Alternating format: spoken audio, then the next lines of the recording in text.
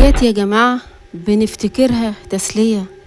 لعبة بسيطة على الموبايل، شوية أرقام وشاشة مضيئة، بس اللي جواها مش لعبة، اللي جواها مصيدة بتسحبك حتة حتة لحد ما تبلعك كلها.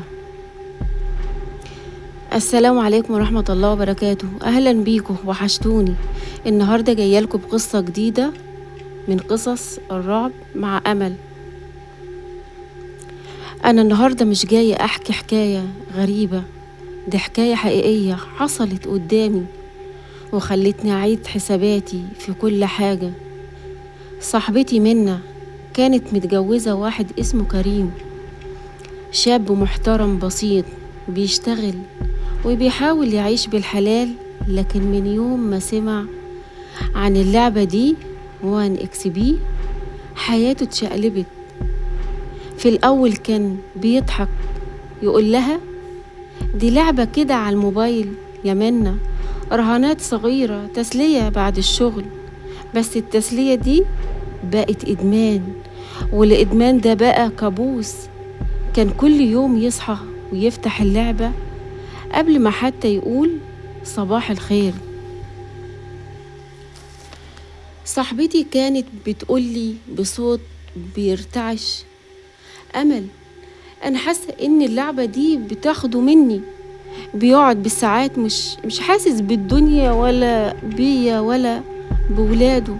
في الأول كنت فاكرة إنها بتبالغ، لحد ما في يوم كلمتني بالليل وصوتها مرعوب، قالت لي أمل كريم باع التليفون الجديد علشان يشحن اللعبة.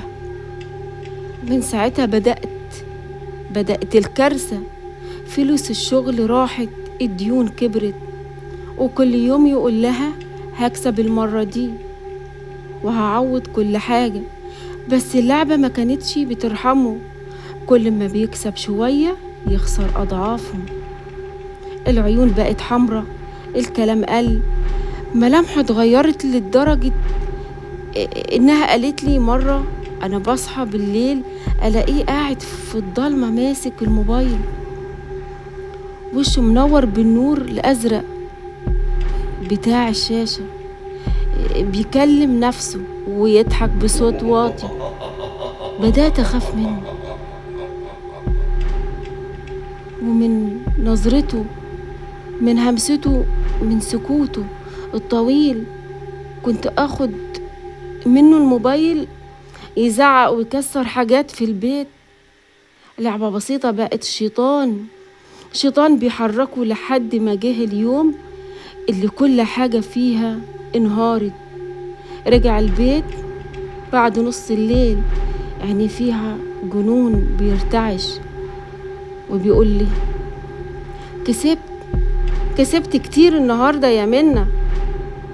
مد ايده في جيبه وطلع ورقة فاضية، ضحك زي المجنون وقال لي الفلوس راحت في اللعبة، بس المرة الجاية هعوضها. ومن ساعتها مفيش مرة جاية. اتطرد من شغله، البيت اتباع، وانا خدت العيال ومشيت.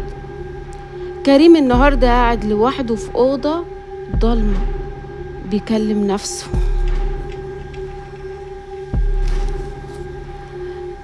بيفتح الموبايل كل شوية يدور على اللعبة اللي راحت من الموبايل، من الحساب بعد ما اتقفل. حسابه اتقفل، بس الغريبة انه بيقول كل ما بيقفل عينيه بيشوفها اللعبة، الواجهة الزرقاء والأرقام اللي بتتحرك، بيسمع صوت بيقوله جرب تاني، المرة دي هتكسب. بس الحقيقة انه هو خسر كل حاجة، خسر بيته ومراته وولاده، وخسر نفسه كمان. نهاية القصة أنا بقول لكم الكلام ده وأنا مرعوبة، لأن اللي حصل مع كريم مش حاله لوحده، في ناس كتير بدأت تسلية باللعبة وانتهت ضياعها، بقوا في ضياع. اللعبة دي مش بتكسب، اللعبة دي بتسحب روحك وأمانك شوية بشوية، وبتخليك بتضيع كل حاجة، تخسر بيتك وأهلك ومراتك وتخسر نفسك. خليكوا فاكرين، مش كل لعبة تسلية، ومش كل كسب رزق. في حاجات شكلها بسيط بس نهايتها خراب، خراب بيوت كتير. يا ريت في نهاية القصة إذا عجبتكم اعملوا اشتراك، واللي ما عملش اشتراك يشترك في القناة واعملوا لايك، واكتبوا لي في التعليقات، يهمني تعليقاتكم. مين حصل له كده؟ مين حصل في بيته كده؟ مين استخدم اللعبة دي اللي اسمها 1xb على ما اعتقد اسمها كده؟ مين حصل معاه كده؟ انا اللي اعرفه في ناس كتير بيوتها اتخربت بسبب كده، واللي اتجن واللي انتحر. ربنا يرحمنا برحمته.